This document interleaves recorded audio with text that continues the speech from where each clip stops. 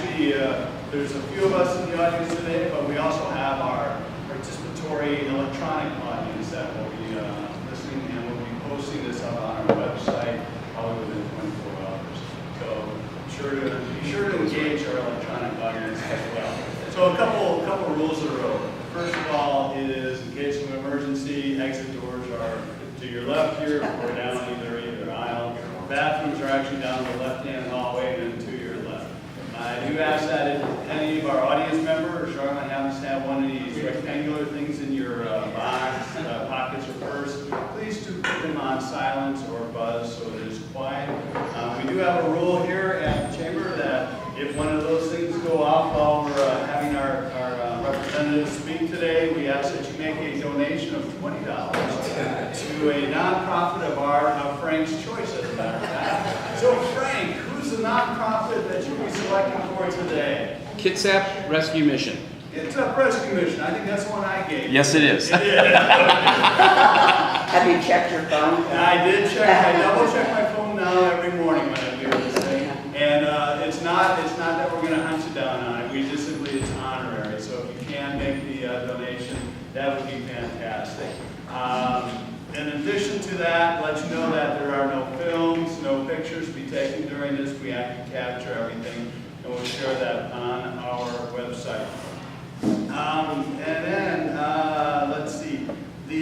Let me go over rules of rule for our representatives. First thing is that you're going to begin. You'll get 3 minutes each to just address your stance and your position. And then we actually will break into 1 minute responses to questions that have been generated by our audience members. And then we'll conclude. You'll have a 2 minute session, and you can either redress questions or however you want to do that. And number 2 is I'll tell you about timekeeping. Frank here is our timekeeper, and so he'll keep us online. So when, for example, in the 3 minutes, you'll have a 30-second notice. If you're on a 1 minute question, you'll have a 10-second notice, which is a yellow. And then when it's time's up goes the red paddle. And that means I'll move closer to you, and then if I need to, I'll grab the mic. Yes. So that's one thing that we ask. And then the other part is that each candidate, you have 2 cards in front of you, the blue and the pink. And that's for a challenge card. So you're allowed 2 challenges. So during the course of your opponent's discussion, during the question and answer period, if they say something that you want to challenge or you believe is untrue, raise the challenge card, and you'll have a minute after they complete. You'll have a minute to redress their points or correct them from your position. However, at the same time, then your opponent would have the same opportunity to counterpoint with a minute as well. So it just allows us to generate further in-depth on some of the questions and statements that are made by the individuals representing both sides of the thing. So, with that, that's the challenge card. That's the format, no photography, timekeeping. I think we're ready to rock and roll. Frank, Yes, sir. what do you say? We're good to go, sir. Let's do this. Okay, so I'd like to welcome Dan and Rick to our exhibitions for Bremerton Chamber of Commerce. And I would like to have Dan begin. He'll give you your 3 minutes. Oh, if I may, Dan, let me first of all, I'm going to make sure that we do this. Do a hello. Yes, it is working, sir. So There you go. Thank you. Good morning, everyone, and thank you for being here. And I really do appreciate the opportunity to be here. By way of background, I'm a consultant that works with a number of businesses in the state, and I am helping the No on 1631 committee as a member of their outreach team. As a parent and as a resident of the state, as a parent and grandparent, and soon to be a great-grandparent, I stand before you today, or sit before you today, expressing concern about Initiative 1631, not because I think that we shouldn't be doing something significant about carbon emissions and climate, but because I don't think that the solution that's created in Initiative 1631 is the right direction for our state. So I am here representing a coalition of businesses, small businesses primarily, individuals, members of labor unions, primarily in the construction trades, and a total totaling about 160,000 people in the state. We have members of the Ag Community, Farm Bureau, and others, as well as Main Street businesses as well.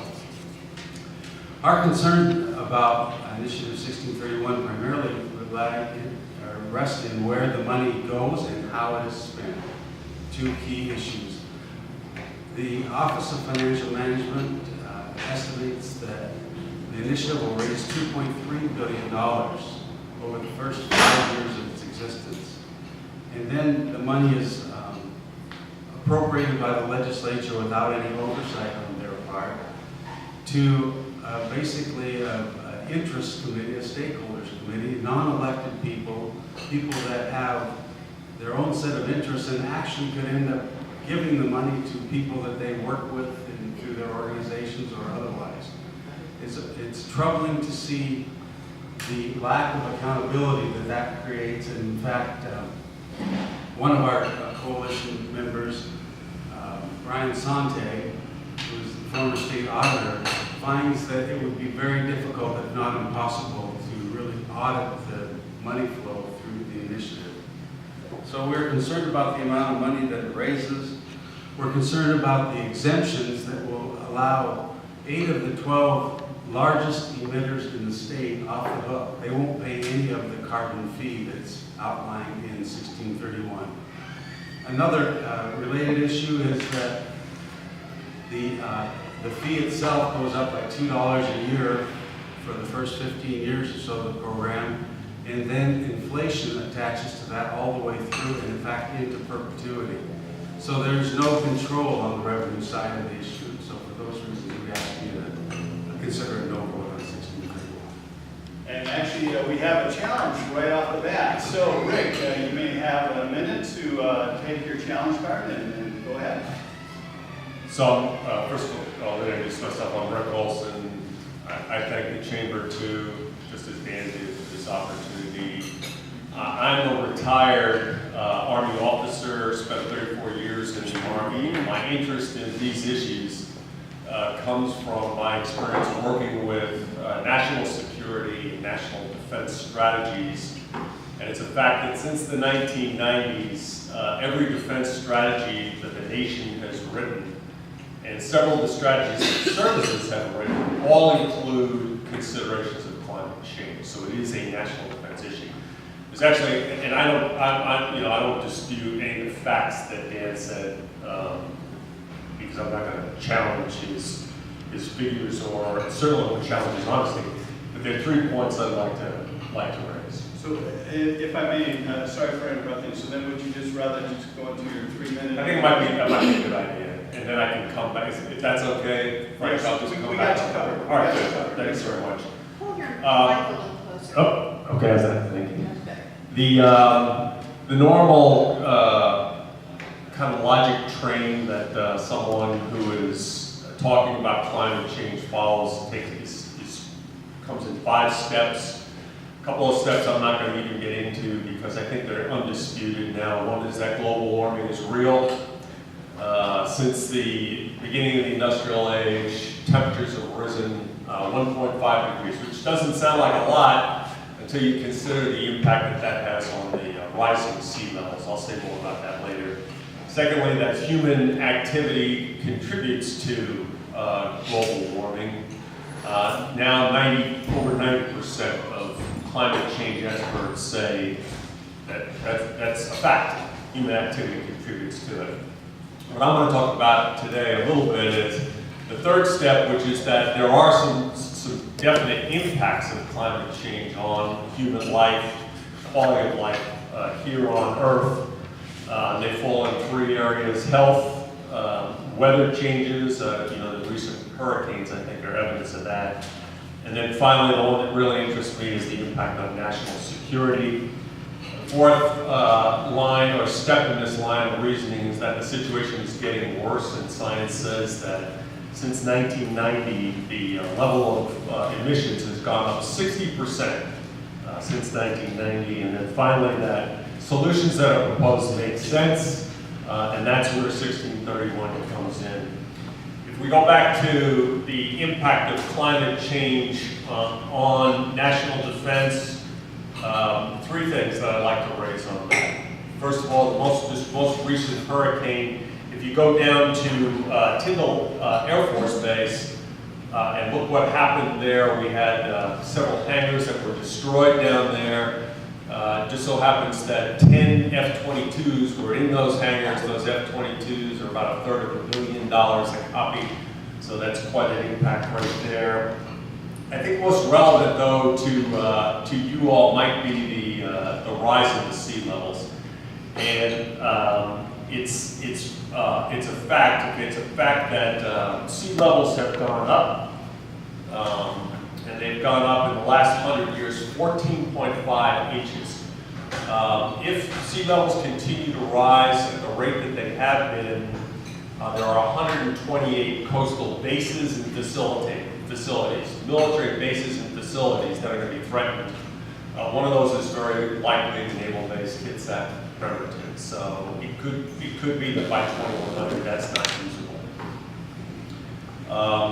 In 1631, I guess I'm running out of time. That's actually time is up. Okay. I would like now to move us on to our question period. We have a couple questions here, and you get 1 minute to respond, and the yellow will go up at 10 seconds when you have 10 seconds left. We'll have an opportunity maybe that will extend our closing statements. We can have a little bit more rigorous discussion.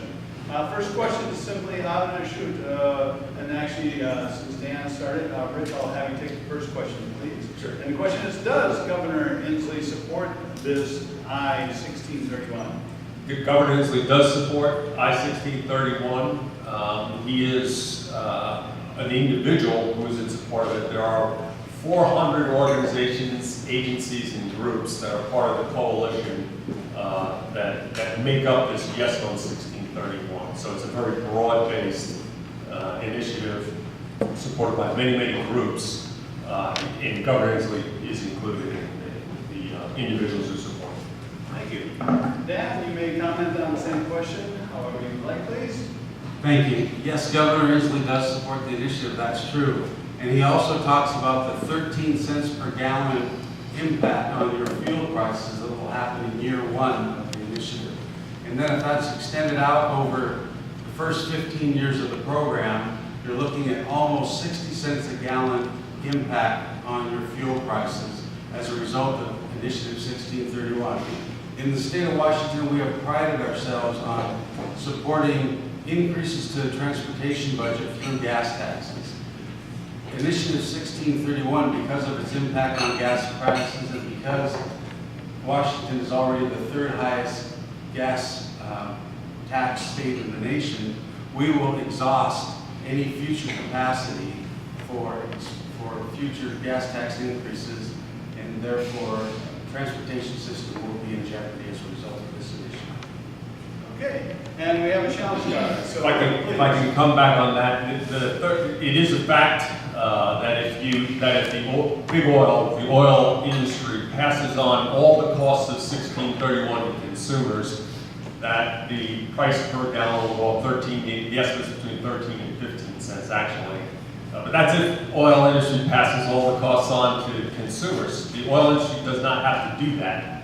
The initiative is written so that another alternative would be for the oil industry to invest in clean energy, invest in initiatives that would clean up their emissions, and those investments can be used as credits against the fees that would be charged to the oil industry. So essentially, they could bargain their fees down to zero with the right type of efforts, the right type of actions on their behalf, rather than passing the cost to the consumer.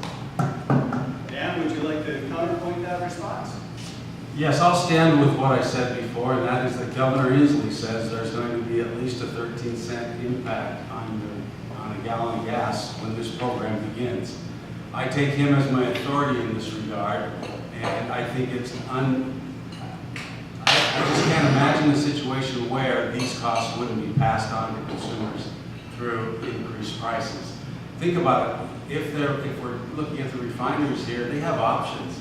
They don't have to sell their gas here. They could sell it barge it to another state and sell it there if they don't have to pay that 13-cent difference. So I think you have to recognize that they have options just as we do, and the option that we have is to vote yes on this initiative and have our gasoline, our electricity, natural gas prices go up, or stand firm for looking for a better solution than what this initiative would propose. Thank you. So Dan, next question starts with you, staying with the elected officials. This individual in the audience asks, which state electeds are for this initiative? So I honestly cannot answer that. I just don't know. I know that the governor has come out in favor of it, but I'm not sure that others have. If they have, I don't know who they are.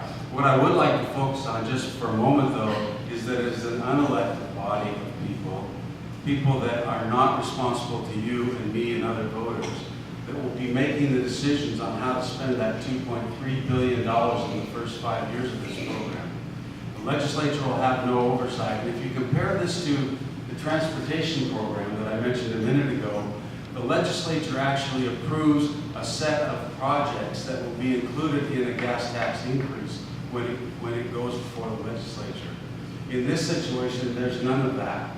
And so this body of 15 individuals, unelected as they are, will be able to make decisions about which projects are funded and where the money goes without regard to actual carbon emission reductions.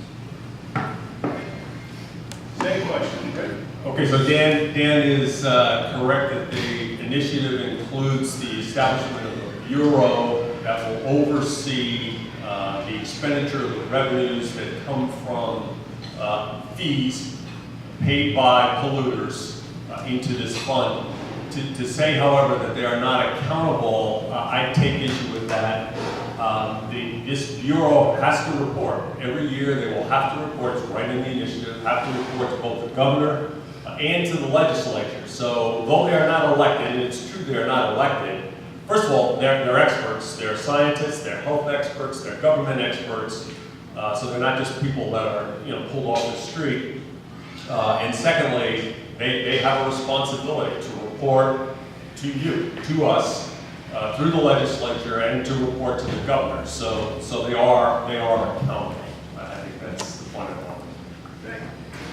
All right, so you want to challenge? Yes. Okay, so go ahead, Dan, you can challenge Rick on this statement, please. So I'm not necessarily objecting to how Rick described it, but think about this group of this body of people that are not elected that are going to make these decisions.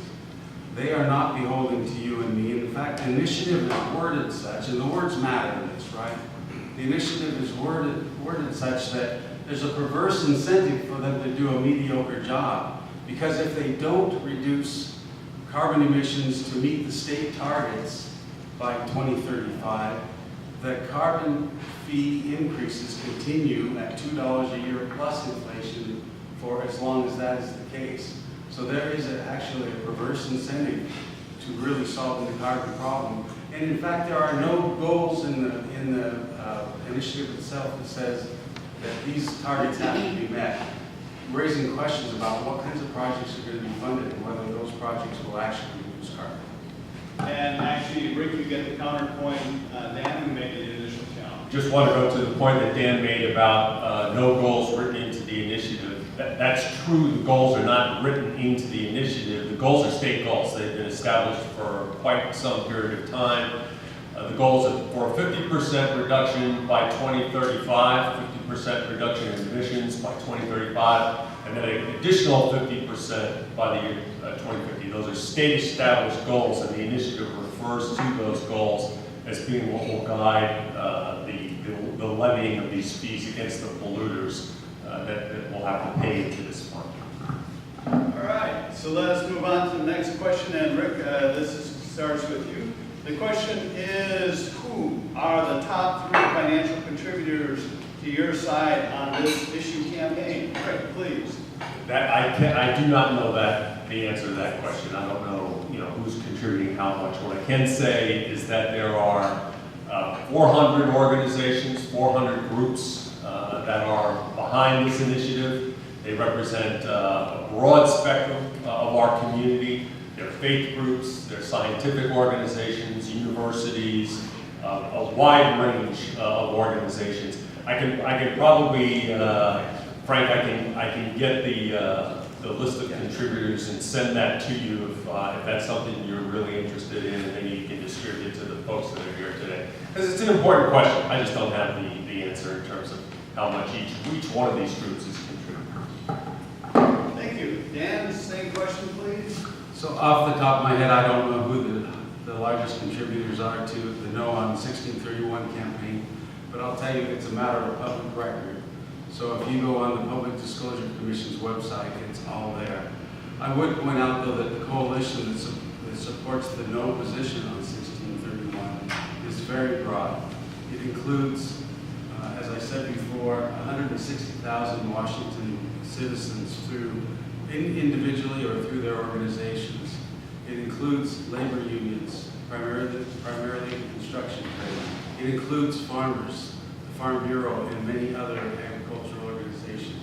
It includes the Retail Association and the National Federation of Independent Business. So you're looking at a broad coalition of people that will actually be paying the fee. They will have that impact on their businesses, and that is why they're opposing the initiative at this time. Okay, and Rick has a challenge to that, please. It's not really a challenge, but it's another bit of information. I don't think Dan would dispute me when I say that Big Oil is also big behind the No on 1631, and they've got a vested interest in it.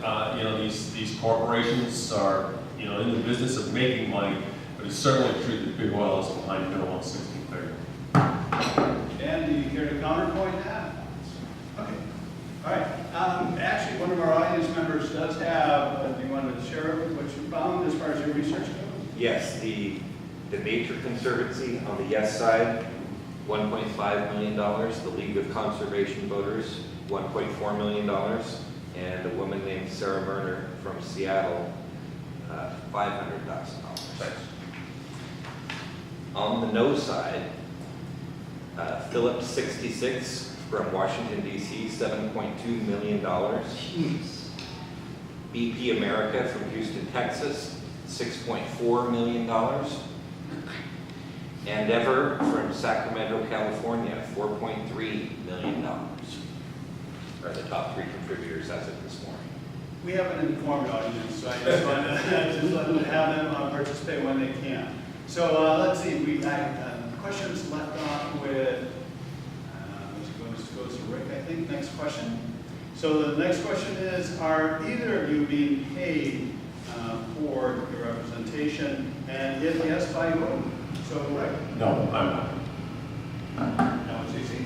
Dan? I have been retained by the No community to do some outreach work across the state, and that's what I'm doing. I would like to go back to the issue of who is funding the campaigns and simply say it would be easy to be persuaded to make a decision based on whether you like or don't like entities that fund a particular campaign. But I would ask you to consider the words that are in the initiative, because the words really matter.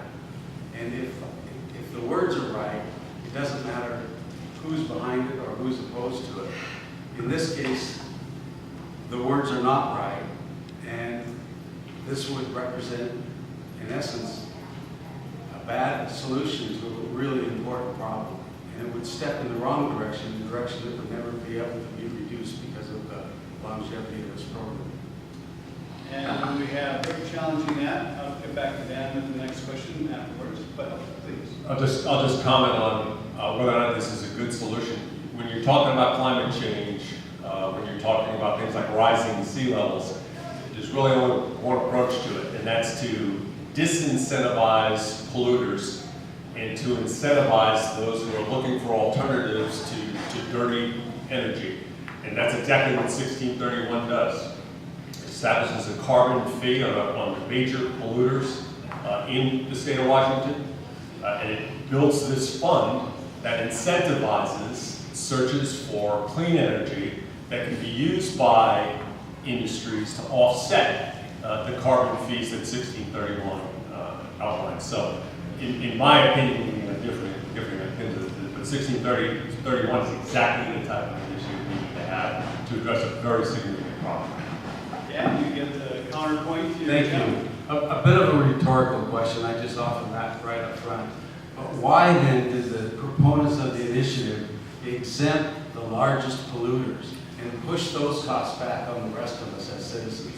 Why then does this initiative only touch about 40%, or excuse me, why does this initiative allow 40% of the emissions that are out there not to be covered by this program?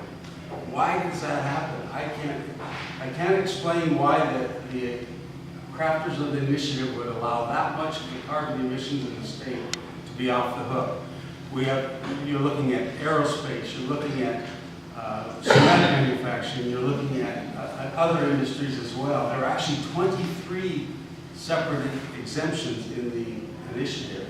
And why would we let all of those people that have significant carbon emissions off the hook if the rest of us as individuals and small businesses are going to have to pay? So I'm kind of taking the cap off on the challenges, so go ahead, Rick, please, and then Dan will have a chance to counterpoint Rick again. This is a case of somebody's put an alternative facts. So I'll offer the facts that I have, which is that under this initiative, 1631, 80% of the pollutants that are being put into the air now are going to be covered. So 80% of the pollutants that are out there, the originators of those pollutants would be paying this fee. Dan said that 8 of the 12 top polluters would not be covered. I've got a list here of the 12 largest polluters in the state. Only 2 of them have been granted exemptions. One of those who's been granted exemption is an energy company. It's actually a coal-based energy company that's going out of business in 5 years. So that's why the exemption would be granted there, because they're going away anyway.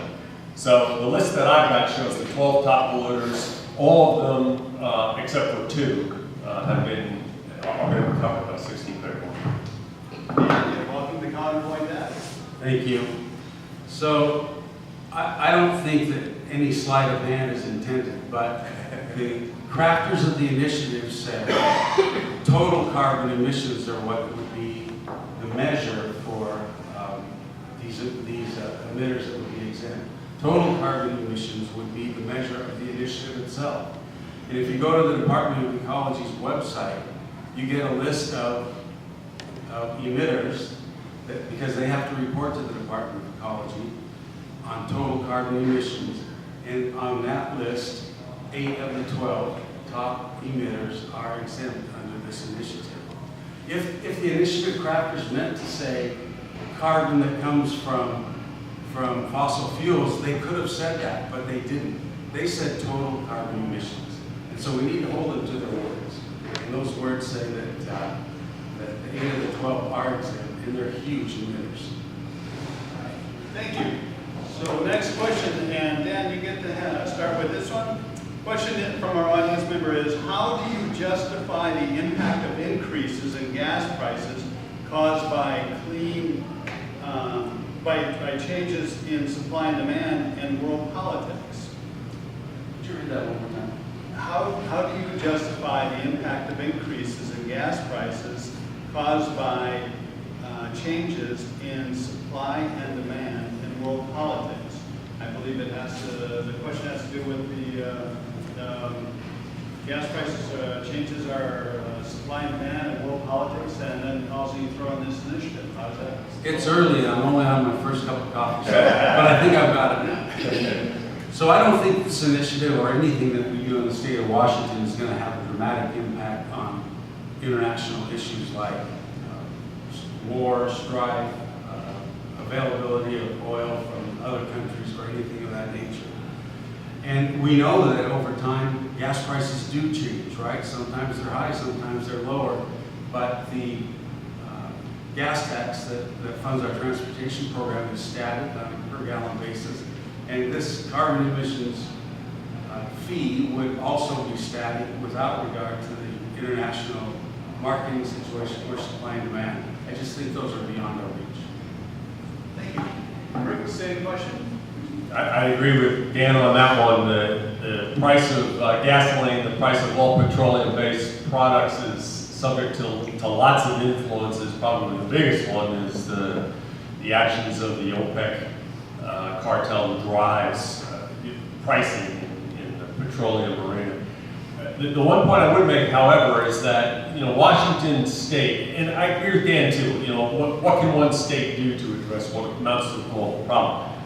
I think Washington State kind of prides itself in taking the lead on global issues. And this is an opportunity. Not to say that this would be the first place that an initiative like this has been employed, because it has been employed in other states and in other countries successfully, I might add.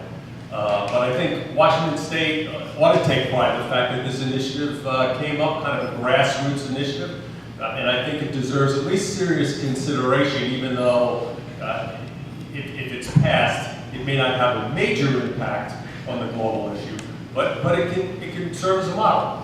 We can lead the way, as I put it. Thank you. All right, next question goes to you, Rick. So, the question is, if we have been warming since the beginning of the industrial era, why were we warned of the coming ice age in the 70s? Yeah, the effects of global warming are very technical. In some cases, the science behind it a little bit beyond my ken. But there is a theory that global warming, perversely, can produce dramatic drops in temperatures in certain regions, in certain areas. How that specifically happens, maybe there's some folks who are more informed on that than I am. But either way, dramatic drops in temperature, dramatic rises in temperature are going to have an adverse impact on life on the Earth, on quality of life. Thanks, Rick. So I don't have the experience or the knowledge to be able to respond to the 70s question, but I think I don't hear anybody in this room denying that there's a real issue with carbon emissions and with climate. So